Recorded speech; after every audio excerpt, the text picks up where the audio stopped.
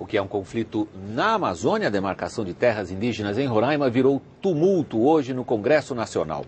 Uma audiência pública na Câmara dos Deputados levou a severas trocas de acusações e ofensas entre diversos grupos contra e a favor da maneira como o governo concedeu o território aos índios. A audiência terminou em confusão depois que o chefe da coordenação das organizações indígenas da Amazônia, o índio Maué Gessinaldo, atirou um copo d'água no deputado Jair Bolsonaro, do PP do Rio de Janeiro. O ministro da Justiça, Tarso Genro, chamou de terroristas os arrozeiros em Roraima, que se recusam a sair de terras indígenas. Bolsonaro disse que terrorista era o ministro. Como se chegou à demarcação e ao conflito em Roraima é o tema da segunda reportagem especial de Carlos Delanoy e Mário Reis. Há mais de 200 anos, colonizadores portugueses levaram gado e cavalos para Roraima. Os índios foram, aos poucos, substituindo a caça e a pesca pela pecuária. Nos vales da reserva Raposa Serra do Sol, há também plantações. Este caminhão leva crianças macuxis da comunidade Pedra Branca para trabalhar no bananal.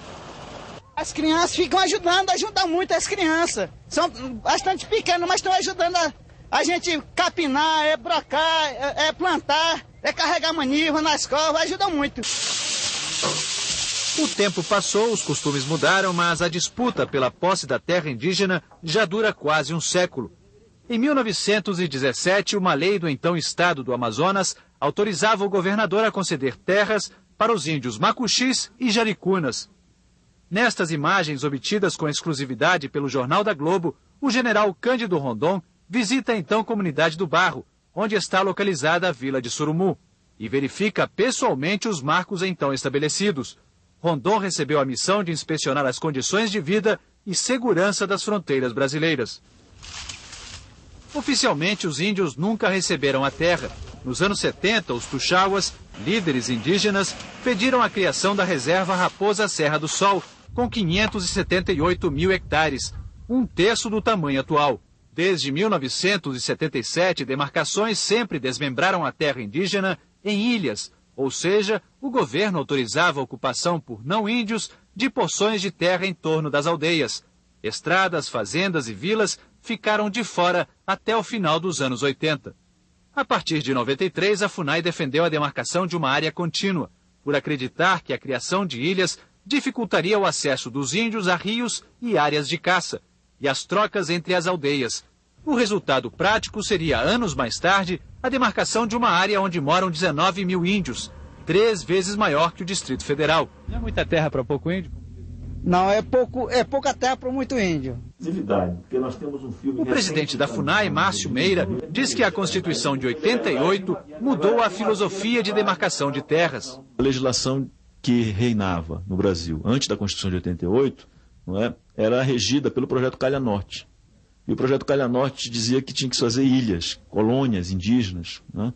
E com a Constituição de 88, o reconhecimento das terras tradicionalmente ocupadas muda completamente a visão sobre a definição de terra indígena no Brasil. Nós estamos falando da garantia do direito desses povos de terem as suas próprias terras, né? Esse é um direito que eles têm, que é chamado de direito originário, ou seja, é um direito que eles têm porque eles estavam aqui antes mesmo do Estado brasileiro existir. Hoje nós estamos esperando pela justiça.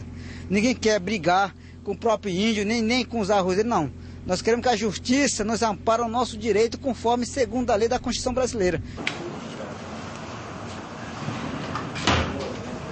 O arrozeiro Nelson Itikawa, que chegou a Roraima há 30 anos, mostra títulos de propriedade da fazenda dele de 1937. E neste outro documento, o título definitivo concedido pelo INCRA em 1983, onde está escrito que a terra está fora da área de pretensão da FUNAI. A maioria das propriedades são posses centenárias que vem sendo explorado na pecuária e dos 20, 30 anos para cá vem sendo explorado com o cultivo de arroz. Mas, na verdade, nunca houve índio nessa área. Então, nós estamos tentando provar ao Supremo que essa área nunca foi indígena. Por causa das tensões com os índios, hoje arrozeiros têm dificuldade para escoar a produção. Policiais federais e da Força Nacional tentam evitar o confronto. A disputa foi parar nos tribunais. O governo do estado de Roraima entrou com ação no Supremo Tribunal Federal para pedir uma revisão do decreto assinado pelo presidente Lula em abril de 2005, que homologou a reserva Raposa Serra do Sol. Entre as alegações, argumenta que o laudo antropológico que serviu de base para a demarcação de terras teria sido fraudado. Em 2004, o juiz federal Helder Girão mandou realizar uma perícia no laudo antropológico. O grupo de peritos concluiu que esse laudo antropológico não tinha sido realizado, que na realidade ele não passa de uma montagem de várias peças antropológicas e jurídicas feitas através do uso do recurso do recortar e colar. A demarcação exigia um conhecimento prévio dos hábitos, da cultura e da ocupação da área. A FUNAI criou um grupo técnico para fazer o levantamento. O nome de Maildes Fabrício Lemos aparece na equipe como técnico agrícola. Eu acho que o negócio desse está errado, que eu não sou técnico, eu sou motorista. Identificar a presença de fazendeiros, trabalhadores rurais e fazer uma radiografia das atividades econômicas na reserva era outro objetivo do laudo. Segundo a FUNAI, o economista responsável pelo levantamento teria sido o então professor da USP, José Juliano Carvalho.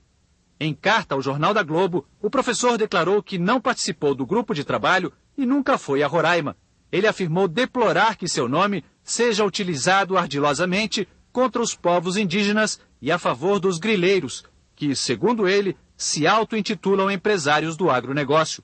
A Justiça Federal em Roraima levou a sério esse laudo da perícia que aponta a nulidade ou a falsidade do laudo antropológico da FUNAI. E eu espero, e eu tenho quase absoluta certeza, que o Supremo Tribunal Federal vai prestar atenção nessa afirmação e vai dar a esse laudo da FUNAI o devido lugar.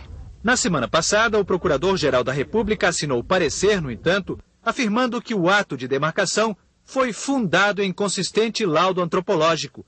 O presidente da FUNAI disse desconhecer detalhes do processo, mas afirma que não houve irregularidades na produção do laudo. Esse processo já foi várias vezes questionado e o próprio Supremo Tribunal Federal várias vezes negou esses argumentos. Então, o que nós temos convicção na FUNAI é de que o processo administrativo, certo, que resultou na identificação, depois na declaração, depois na homologação da terra indígena, ele é absolutamente perfeito do ponto de vista administrativo. Esse laudo questionado na reportagem, assinado pela antropóloga Maria Guiomar de Mello. O Jornal da Globo fez várias tentativas de contato, mas ela não quis gravar entrevista nem conversar com a nossa equipe. Amanhã, na terceira parte da nossa reportagem, você vai saber quais são as preocupações dos militares em relação a Roraima.